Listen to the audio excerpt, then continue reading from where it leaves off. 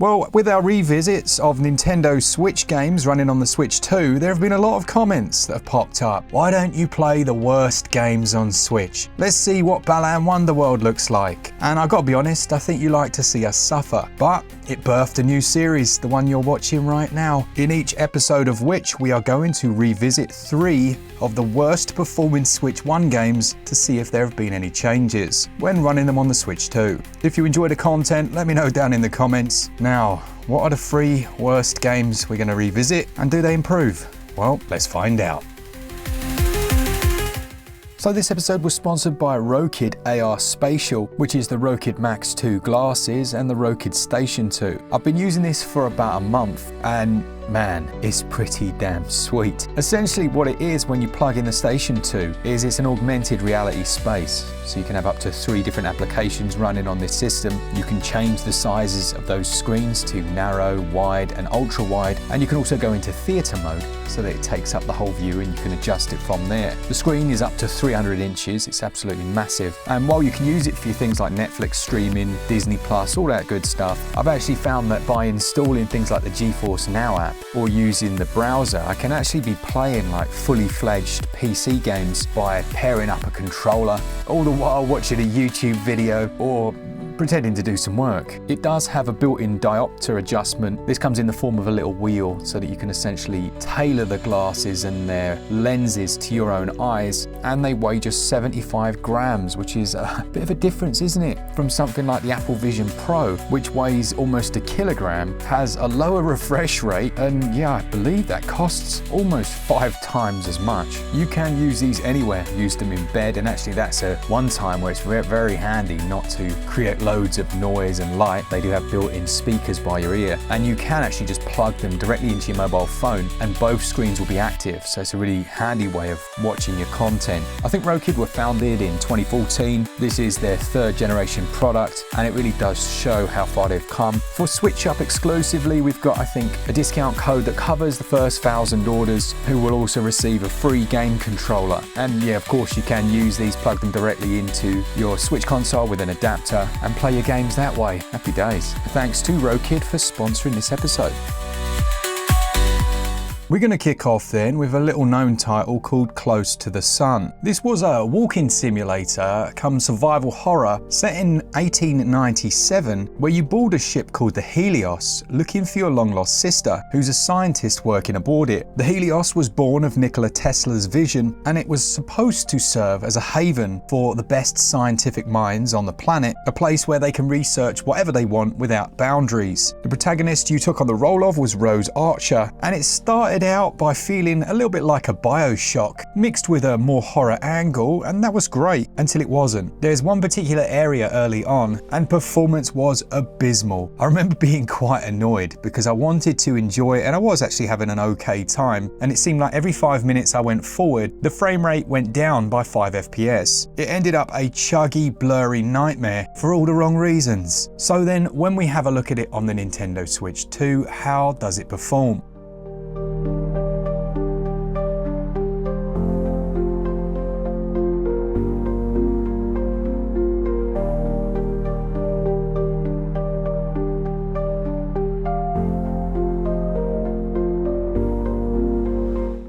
As you can see there, it is a massive improvement. Firstly, the frame rate is now essentially locked at 30 frames per second. Frame pacing is reasonable. There are a couple of engine issues that cause slight quirks here and there, but generally much better than it was before. But it's that visual quality. Because the Switch 2 memory is so much faster, this one seems to stream in texture assets that the original Switch couldn't handle, but now that streaming is fast enough that it's not an issue. So when you approach a poster or another item in the world, it becomes crisp very quickly, and it means you can read the pages on letters. That sign actually is a sign and not just a big Vaseline smear on the wall, and even the character models see big improvements. Now it's a massive difference, it really is, so much so that I actually played through the entirety of the rest of the game in one sitting, almost like a stubborn shake of the fist to the first release. So if you were considering buying this, it actually has a physical as well, and it has a lovely collector's edition that was pointless to own really, like for the actual game, but very nice in terms of what was in it. If you're planning on playing it on Switch 2, you're gonna have a much better time. So that's one down. 2 to go. You know what, we're saving till the end.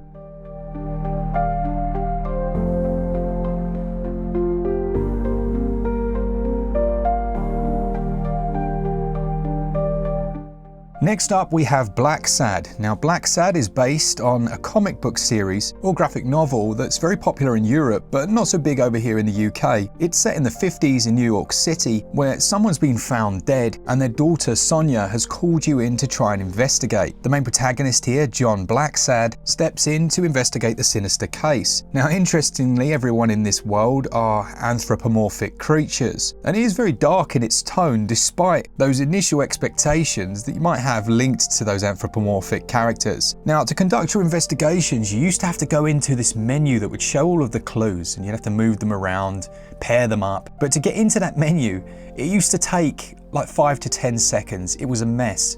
And then it had dynamic resolution scaling, so you couldn't actually read half the notes. Then the world itself had some of the most ridiculous visual cults I've ever seen. Textures would be not just low res, they wouldn't load. So some areas would have very high crisp texture, the others just wouldn't load at all. You'd see these assets streaming in, so you might start a conversation and like it would be really blurry and then gradually build itself. It was some of the worst programming I'd ever seen really. And they did release a couple of patches to try and get it workable, but it was a mess and it remains a mess if you play it on Switch 1 to this day. So jumping over to Switch 2, what have we got? Well, let's look at the performance.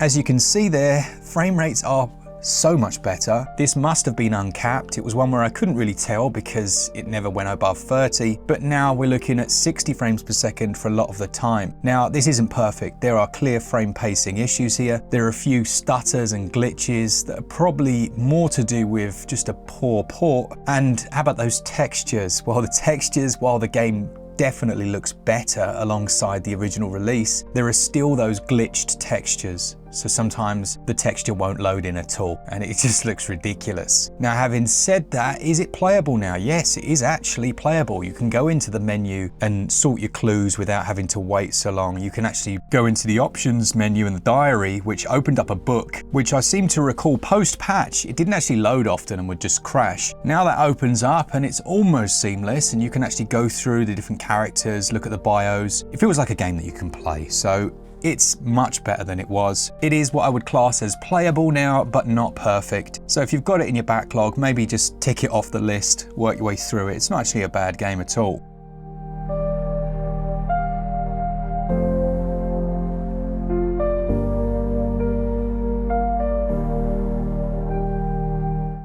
Last but certainly least is Balan Wonderworld, which originally released and came from one of the creators of the Sonic series, so had an incredible amount of hype behind it. People were excited for what this guy could create, and I think to many it represented something bigger, than what it was. With the Sonic branding behind it, maybe it was going to be a return to classic platforming form, but we know how that one went. It was a disaster of a release. And it wasn't just because of the terrible performance. The game was atrocious. It was a bland, lifeless mess of an experience that actually Glen, when he looked at it just now, described it, because I don't think he'd seen some of the areas. He described it as something that looked like a shovelware title off the eShop, one of those asset flips. And that's exactly what it looks like. From the animations to the textures to pretty much everything in the world, it looks terrible, whichever way you slice it, and performance did not help at all.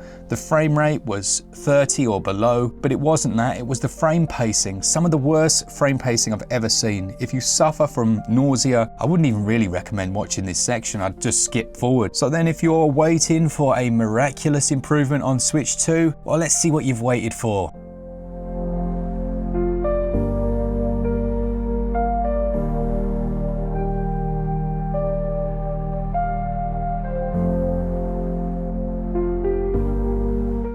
Yeah, it's still a bit of a disaster, isn't it? Frame pacing is a mess. The visual image quality is terrible. Frame rate It's 30, but it doesn't feel like it because that frame pacing is so shocking. And you know what? It actually highlights just how bad of a game it was. There were people that said, oh look, you're a bit too harsh on the Switch version. On other platforms, this is a really nice experience. You know, it can maintain its 30 or its 60 and the gameplay is okay. It's not okay. It's just fundamentally flawed on many levels. There are elements to the gameplay design that don't make any sense, you know? Be like flick a switch and a ball rolls down, but actually, what was the point of that? In another game, you'd actually manipulate something. It would be a little bit of a puzzle. Balan Wonderworld is just a bad game. And you have that hub area that doesn't really make much sense. It looks diabolical. Yeah, I'm sorry, Mr. Balan Wonderworld game creator. It's terrible. I would not recommend people go back to it. Not even just for the laughs, really, because it's actually upset me.